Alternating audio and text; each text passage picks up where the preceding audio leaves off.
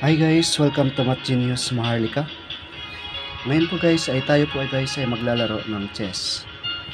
Ituturo ko po sa inyo guys ang winning position ng chess.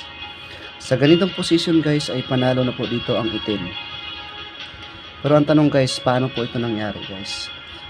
Paano natin malalaman guys na panalo na po yung itim dyan? Ganito lang po guys. Move natin yung horse.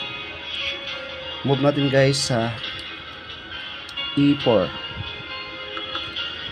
Check po yung guys, yung king ng white.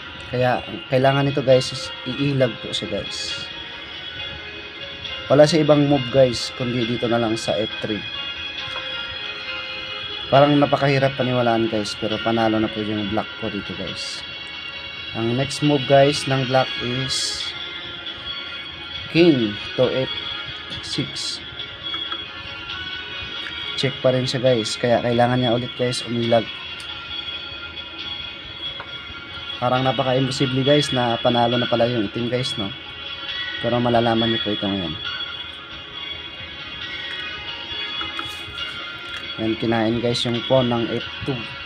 Kaya iilag po siya ulit guys.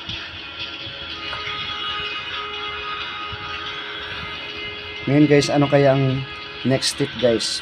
At paano kaya mananalo yung black dito? Simple lang guys. Move ang horse sa E6. Ngayon guys, panalo na talaga guys ang itim to. Ano kaya ang magiging move natin guys? Wala na guys, wala na pag-asa. Talo na to talaga guys ang puti dito.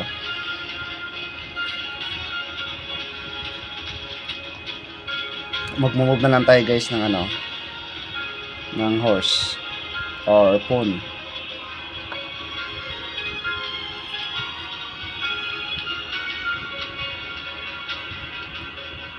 Pero talo pa rin guys, wala na talaga pag-asa guys. Magmo-move lang ito guys ng horse C5. Ayan guys, oh. Wala na. Saan tayo tatakbo nito guys? Dito tayo magtatago. Ayan guys, magbi-bishop lang yan guys. Bishop G F5. Ayan guys, wala talaga guys, talo na talaga.